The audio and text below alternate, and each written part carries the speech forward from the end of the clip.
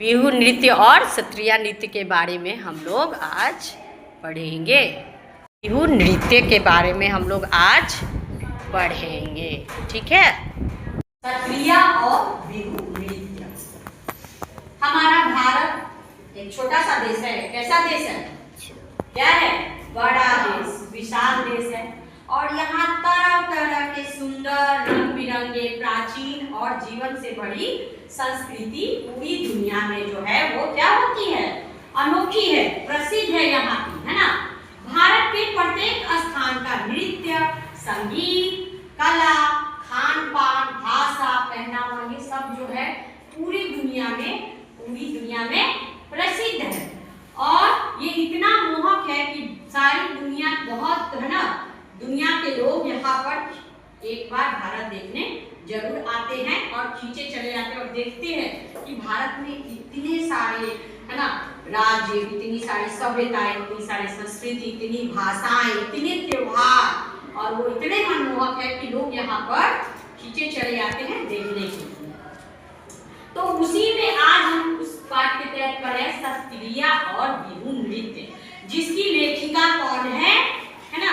लेखिका है जया मेहता। कौन है? जया मेहता। जया मेहता एक क्या है? शिक्षिका भी थी और एक नृत्यांगना भी थी, जो कि नृत्य करती थी, है ना। फिर इतनी सरलता से अपनी भारतीय संस्कृति को और सुंदरता से बालिकाओं को क्या है? प्रस्तुत करती थी। इनका जन्म जो है कब हुआ था? 1977, 1977, मतलब 1977 को इनका जन्म हुआ था।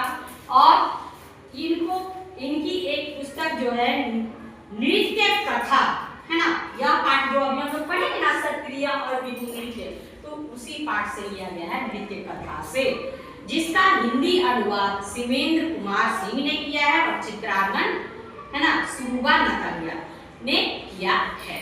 तो आगे बढ़ते हैं हम लोग सत्रिया और बिहू नृत्य के बारे में। एंजेला नाम की एक लड़की थी। क्या थी? एक लड़की थी। वह जाने माने इलाके केजिंगटन में रहती थी। कहाँ पर रहती थी? केजिंगटन में। केजिंगटन उनका स्कूल घर से दूरी पर नहीं था और एंजेला की कोई भी भाई बहन थी, वो एक अकेली थी, ठीक है। उसके मम्मी पापा थे और वो एक अकेली थी। तो बगल में जो है एक भाई बहन रहते थे, तो उससे उनकी बहुत ही, जेम्स और कीरा, उसका नाम था जेम्स और कीरा, वो दोनों भाई बहन थे। तो एंजेला अक्सर उसी से दोस्ती करके उसी के साथ खेलती थी। ये तीनों जब मिलते थे तो बहुत, मतलब मन में जो है ना वो काल्पनिक चीजें बनाते थे। क्या करते थे? काल्पनिक चीजें बनाते थे। काल्पनिक दुनिया, मतलब जैसे घर, नहर, और मतलब बहुत दूर दूर जाना, दूर दूर की कहानियां, मतलब सैर सपाटा, इस तरह से वो लोग सोच सोच के बनाते थे। अब तीनों मिलते थे और बात करते थे। ऐसे ही बात करते करते करते करते उनके दिमाग में जो है वो, उन्हें क्या पता था, एंजेला को एक दिन ये जो कहानियां देख रही है, महल, ताजमहल, राजमहल और तरह तरह के त्योहार और तरह तरह के लोग, तो एक दिन उसको सच में इसका सामना हो जाएगा। थोड़े ही दिनों के बाद उसकी माँ जो थी वो एक क्या थी? निर्देशिका थी। क्या थी? निर्देशिका, मतलब वो फिल्म बनाती थी, डॉक्यूमेंट्रीज बनाती थी। जैसे कोई भी चीज विशेष रूप से, जैसे कि मान लीजिए कुछ अलग है भारत में, जैसे असम में बिहू नृत्य हो गया, तुम्हारा तमिलनाडु का जगह हो गया, या फिर देश विदेश में सभी जगह सैर करके वहाँ के कुछ विशेष चीजों के बारे में जानना और उसके छोटी सी फिल्म के माध्यम से उसको दिखाना, है ना। तो वो ये करती थी और उसके पिताजी भी थे।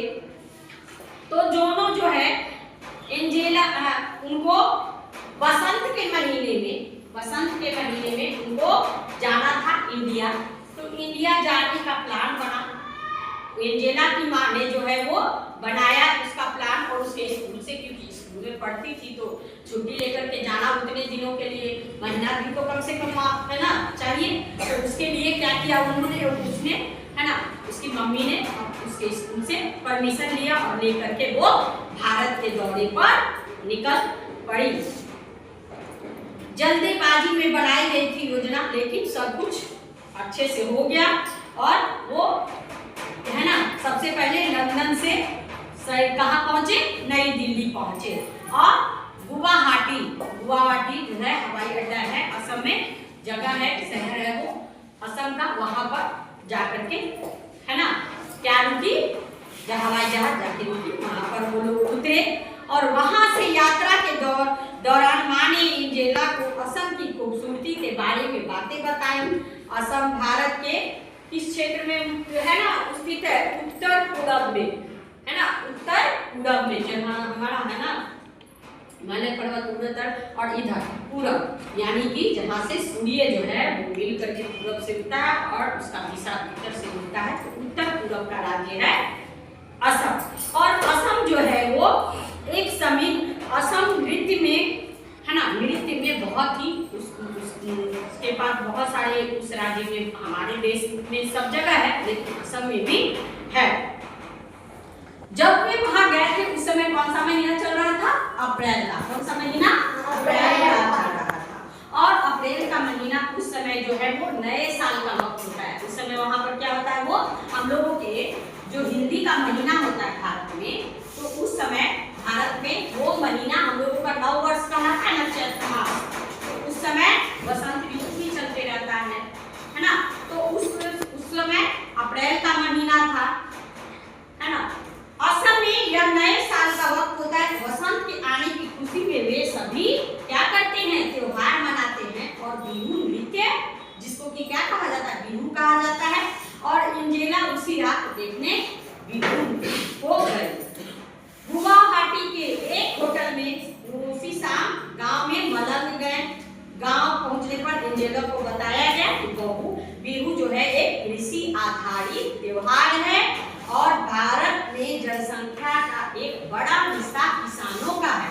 हम लोगों को क्या सबसे ज्यादा कृषि होता है ना, व्यापार से और नौकरी से सबसे ज्यादा कृषि होता है और कृषि है। असम में बिहू साल में 3 बार मनाया जाता है। बिहू जो है वो साल में कितने बार मनाया जाता है, 3 बार मनाया जाता है ना।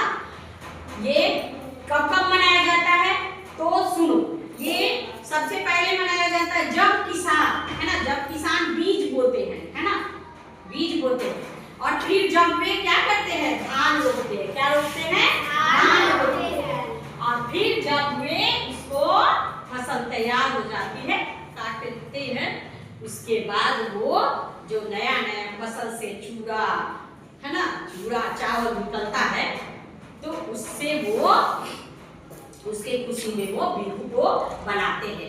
एंजेला जो है वहां कार से उतरी और वहां आसपास पूरा उत्सव जैसा माहौल देख करके बहुत ही आनंदित हो रही थी, बहुत खुश थी। बरगद के पीछे क्या बनाया हुआ था, मंच बनाया हुआ था और वहां जगह लोगों से भरी हुई थी। खुली आसमान के नीचे लोग बैठकर ऐसा लग रहा था कि किसी टाइम मशीन में आकर के वो वहां पर बैठ गई है। फिर वहां लड़के लड़कियों की है ना बसंत ऋतु के आगमन पर नृत्य देखकर रह गई थी। एंजेला ने इस पर ध्यान दिया कि लड़कों के ने वाद्य यंत्र यानी क्या, जिससे मतलब जैसे गिटार, सितार है ना, शहनाई, ये सब क्या वाद्य यंत्र बजाने वाला, ढोलक है ना, ताल, ढोलक, ड्रम, ये सब नगाड़ा, ये सब जो होता है ये सब बजाने वाले लिए हुए थे। और लड़कियों ने लाल और बादामी रंग की गहरी डिजाइन वाली खूबसूरत पोशाक पहनी और वे काफी रंगीन और मस्त लग रहे। उनका हिलता डुलता शरीर, हाथ पैर की हलचल से समझ आ रहा था कि वे मौज मस्ती में नृत्य से खोए हुए थे। उसके बाद ऐसा वसंत के आगमन पर ही होता है। बिहू नृत्य और उसके उत्सव से अचंभित एंजेला और उसके परिवार ने साथ साथ में लजीज खाना भी वहां का खाया। क्या खाया, खाना भी वहां का खाया।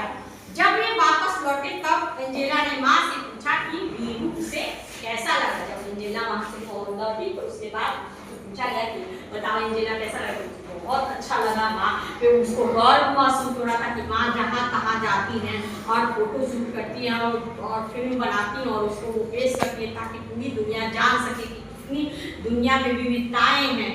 ये दुनिया विविधताओं से भरी पड़ी है, हमारा देश भी विविधताओं से बड़ा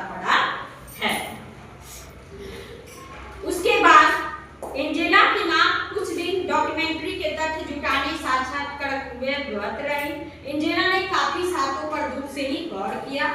उसने महसूस किया कि लंदन के जीवन से यहाँ बिल्कुल जीवन जो अलग है। यहाँ बिल्कुल गांव है, अपनापन जैसा माहौल है, लोग आपस में मिलते हैं, त्योहार मनाते हैं, तरह तरह के पकवान हैं, तरह तरह की भाषाएं हैं, तरह तरह की सभ्यता संस्कृति, और वो इसे बिल्कुल एकदम मतलब अच्छा लग रहा था। और वो अपनी माँ की भी गर्व महसूस कर रही थी कि वो एकदम बिल्कुल एक वैज्ञानिक कहानीकार की तरह है जो खोज करती है, नित्य नए खोज करती है माँ, और उस पर फिल्म बनाती है और उसको वो प्रस्तुत करती है।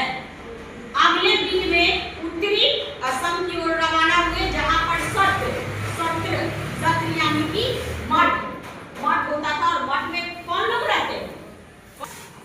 अनुष्का याद तो के बाद तो अब बिहू नृत्य हो गया। तो अगले दिन वो सत्र में पहुंचे। सत्रों किसको कहा जाता था? मठ को कहा जाता था। मठ जहाँ पर साधु संत लोग रहते थे, और वहां पे सत्र से सत्रिय नृत्य,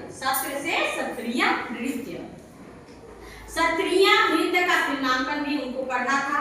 वे जब वे दक्षिणा पथ सत्र पहुंचे तो वहां उनकी मुलाकात किससे हुई? रीना सेन से हुई, जो असम की एक जानी मानी लेखिका थी। किसकी मुलाकात? एंजेला और उसकी मम्मी की मुलाकात किससे हुई? रीना सेन से हुई, जो कि बहुत ही जानी मानी लेखिका थी। रीना सेन के घर पर ही रुकना था। रीना कांटी का एक बिटिया थी अनु, उसका रीना सेन की एक बिटिया थी अनु। तो अनु और एंजेला की दोनों की दोस्ती हो गई। अनु ने एंजेला को अपने देश के बारे में, अपने नृत्य के बारे में, खान पान के बारे में एंजेला को बताया। दोनों साथ दोनों अंग्रेजी में भी बातचीत शुरू की, और अनु ने असम भाषा के बारे में उसे कुछ बताया। अपने खिलौने दिखाए, गुड़िया, है ना, जो हम लोगों के यहाँ खिलौना क्या क्या होता है? गुड़िया, लकड़ी का खिलौना, और नारियल की जटा, नारियल जो हम लोग खाते हैं तो उसका जटा भी निकलता है ना, उस जटा से बना हुआ खिलौना, घर, वो उसको सबसे अच्छा लगा, सुंदर लगा। और इस तरह से वो देख करके बहुत ही खुश हुई कि वाह कितना सुंदर सुंदर इसके पास खिलौना है। और उन दोनों साथ में उन्होंने कभी भी एंजेला ने ऐसे खिलौने नहीं देखे। अनु का पसंदीदा खिलौना अब है ना उसे बहुत पसंद आया। एंजेला और अनु ने देखा कि एलेक्सेंडर ने वैष्णव मठ के सभागार में नृत्य कर रहे युवा साधुओं का, जो युवा साधु लोग रहते थे, वो अपना एक ढोलक आता है ना बना हुआ, उस ढोलक को ऐसे टांग करके और अपना गाते भी हैं, वो असमिया भाषा में गाते भी हैं और वो नृत्य भी करते हैं। तो नृत्य करते हुए असम भाषा में वे सत्रिय नृत्य सिर्फ पुरुषों के लिए, लड़कों के लिए होता था, ये सिर्फ लड़के ही करते थे, लेकिन बाद में इसे है ना नृत्य का रूप दिया गया और इसे अब औरतें भी करती हैं। और इससे एक छद्म युद्ध की तरह लड़ सकते थे। मां ने एंजेला को बताया कि 20वीं शताब्दी के मध्य में कुछ साधु मठों से बाहर आकर पुरुषों और महिलाओं के सत्रिय नृत्य सिखाने लगे। जब साधु मठ से निकले और उसको बाहर में सिखाने लगे तो सभी लोग इसको यानी पुरुष और स्त्री दोनों को सीखने लगा। और उस रात महिला सत्रिय नृत्यांगना का है ना, फिर उसके बाद जब पुरुष का हो गया तो महिला नृत्यांगना का भी करने वाली थी वो, उसका भी वो क्या की है ना फिल्मांकन की। उसके बाद एंजेला बहुत उत्साहित थी, उसे है ना रीना आंटी से आग्रह किया कि वे अनु को सत्रिय नृत्य में महिला नृत्य को देखने के लिए आने दें। अनु को बोली कि अनु को साथ में जाने दीजिए। आंटी ने स्वीकृति दे दी। उस रात अनु और एंजेला सत्रिय नृत्य देखने चले, जिसमें भगवान विष्णु के द्वारपाल जय विजय की कहानी थी। जैसे जय विजय जो थे भगवान, जैसे भगवान होते तो राजा महाराजा होते तो उनका द्वारपाल होता है ना देखने के लिए, तो अंजय है ना जय विजय जो थे के बारे में नाटक चल रहा था। वो नाटक के माध्यम से इस नृत्य को प्रस्तुत किया जाता है। तो उसमें ये कहानी थी कि सफेद पगड़ी नुमा टोपी में दो महिलाएं नृत्य और नाटक की शैली में कमान अभिनय कर रही थी। जैसे कहानी आगे बढ़ी उन दोनों ने देखा कि जय और विजय कई ऋषियों के से भगवान विष्णु की, है ना, मिलने नहीं दिया। कई ऋषि लोग गए विष्णु से मिले तो उसको मिलने से मना कर दिया। उन्होंने रोक लिया और कहा कि नहीं, आपको वहां पे नहीं जाना है। इससे ऋषि लोगों ने श्राप दे दिया कि तुम क्या हो जाओगे, राक्षस बन जाओगे। और फिर जब विष्णु को ये बात पता चली, नींद उनकी उठी, तो उन्होंने देखा कि जय विजय तो राक्षस बन चुके हैं, तो उसको फिर से, है ना, देव रूप में द्वारपाल बनाने के लिए विष्णु, है ना, विष्णु भगवान ने उसको माया रचा और फिर सब कुछ ठीक किया, उन्हें श्राप से मुक्त किया। बाद में जय और विजय दोबारा भगवान विष्णु के द्वारपाल बने। एंजेला को यह कहानी नाटकीय और दिलचस्प लगी। क्षत्रिय नृत्य महिलाओं ने जिस प्रकार शक्ति, बल और आकर्षण का प्रदर्शन किया वह अद्भुत था। एंजेला को लगा कि उन महिला कलाकारों की प्रस्तुति क्षत्रिय नृत्य करने वाले पुरुष कलाकारों से भी बेहतर थी। इसके बाद के दिनों में अनु और एंजेला ख्यालों में बस क्षत्रिय नृत्य की तरह ही घूम रहे थे। उन दोनों ने स्वर्ण द्वारपाल, जय विजय की तरह, अब जैसे कोई चीज हम लोग देखते हैं तो उसको याद करते रहते हैं ना, रात भर दिमाग में बैठा रहता है ना, वैसे ही वो दोनों देखी तो वो ऐसे ही, है ना, पूरा जय और विजय की तरह नाटक कर रही थी। वैसे ही पूरा दोनों नाच रही थी, खाने के टाइम में, खेलने के टाइम में भी उसी तरह से अभिनय कर करके दोनों आपस में खूब अपना एंजॉय कर रही थी।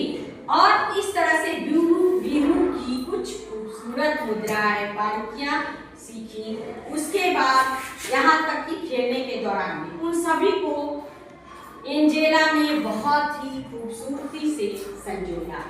उसकी, क्योंकि माँ ने रिकॉर्डिंग की, माँ ने उसको फिल्म बनाया, उसका रिकॉर्डिंग हुआ, वो वीडियो बना, तो वीडियो पूरे उत्साह के साथ वह असम की समृद्ध नृत्य परंपरा को, अब एंजेला की जाने की जाड़ी आई। वो अपने घर इंग्लैंड वापस चली गई और वहाँ जाकर बार बार वो वीडियोस को देखती थी और उस वीडियोस की कहानी, और वहाँ जो गई थी वो सारी चीज, उस तरह का नृत्य, उस तरह का अभिनय करके जाके वो अपने विद्यालय में दिखाती थी, जहाँ पर बच्चे और टीचर्स भी बहुत पसंद करते थे, क्योंकि एंजेला वहाँ से सीख करके आई थी कैसे वहाँ पर होता है। और वो वहाँ अपने भारत के, असम के बारे में वहाँ पर जाकर के गुणगान कर रही थी और वो चीज़ को उसे जीवन भर याद रहा एक वीडियो के माध्यम से, है ना, और वो देखती थी और सीखती थी और अपना सब जगह बताती भी थी। इस तरह से ये एक, है ना, क्षत्रिय और बिहू नृत्य का ये पाठ जो है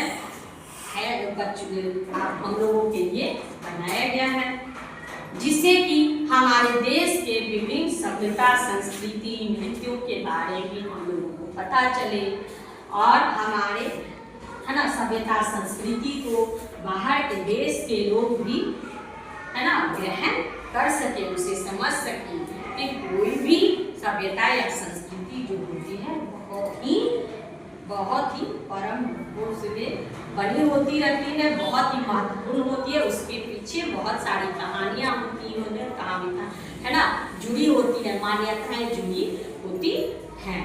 और इस तरह से असम के नृत्यों, बिहू और सतियों के साथ उन्होंने ये चीज सीखा। तो ये थी एक छोटा सा पाठ। हमने जो पाठ्यक्रम पढ़ा, तो अब आप बताएंगे कि इसमें मैं कुछ प्रश्न बताओ। आदित्य क्या है बेटा? नृत्य। अच्छा, वेरी गुड। बिहू क्या है? नृत्य। नृत्य है फसलों का, है ना, तो फसलों का त्योहार के तरफ जब मनाया जाता है तो बिहू नृत्य किया जाता है। और ये साल में कितनी बार मनाया जाता है? 3 बार। कब मनाया जाता है?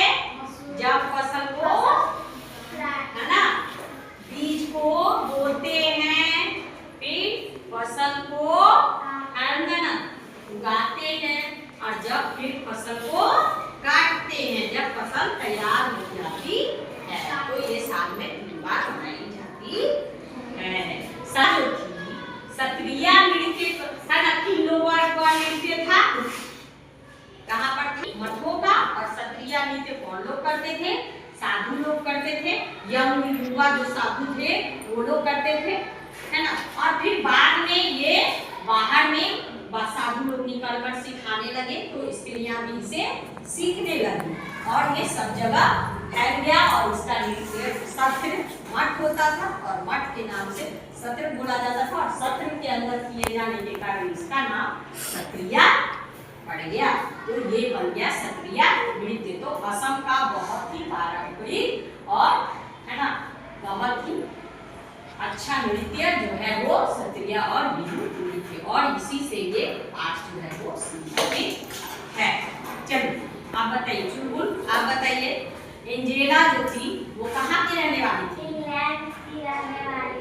चलिए वेरी गुड, वहाँ बैठ जाइए, है ना। तो कहानी में समझ में आया कि हाँ भाई एंजेला थी, एंजेला लड़की थी, उसके बाद वो इंग्लैंड में थी, है ना। वो घूमने कहाँ पर गई थी नंदिनी? नई दिल्ली, भारत में घूमने गई थी, असम में घूमने गई थी। बैठे। और अनु का कहाँ की रहने वाली थी? भारत असम में रहने वाली। कहाँ की रहने वाली थी? भारत असम में रहने वाली। चलिए वेरी गुड, बहुत अच्छा। तो इस है ना पाठ्यक्रम में अनु जो है वो असम की रहने वाली है। आप चलिए इतना तो हम लोग पढ़े। और इसको लिखने वाली लेखिका कौन थी? कौन थी बताओ? कौन थी? जया मेहता थी, वो भी एक नृत्यांगना और शिक्षिका थी। तो कुल मिलाकर के ये स्पेशली असम के बारे में था, नृत्य के बारे में था। इसी तरह से हम लोग आगे भी जानेंगे अपने पाठ्यक्रम में कि हाँ भाई हमारे देश में कितने तरह के नृत्य हैं, कितने राज्य हैं, कितने राज्यों की राजधानियाँ, अलग अलग नृत्य होते हैं। और उस नृत्य को किस चीज से जोड़ा जाता है? हमारे त्योहारों से, हमारे त्योहारों से। देखती हो हमारे त्योहार के कारण, मतलब कि जो फसलों का त्योहार है, फसलों का त्योहार एक चैप्टर पार्ट में, तो उस पार्ट में ना उसमें सारा जो है जितना भी फसल से रिलेटेड सारे राज्य में अलग अलग रूप में ओणम, पोंगल, हमारे यहाँ मकर संक्रांति, फिर उसके बाद हो गया ये बिहू, इस तरह से सरहुल, ये सारा जो है प्राकृतिक त्योहार है, प्रकृति से जुड़ा हुआ त्योहार है। और इसके पीछे ना प्रकृति से जुड़ा हुआ त्योहार है और लोग इसको मनाते हैं। तो ये जो होती है सारी जितने भी हमारे भारत में जितने भी नृत्य होते हैं वो सारे कुछ न कुछ तथ्यों से जुड़े रहते हैं। और आगे भी हम लोग आगे आज हमने है ना असम के सत्रिया और बिहू नृत्य के बारे में जाना। आगे हम लोग कुछ और भी इसके बारे में जानने की कोशिश करेंगे, अपने भारत के विभिन्न हिस्सों के बारे में, सभ्यता के संस्कृति के बारे में, भारत के बारे में, उसके नृत्यों के बारे में और उसकी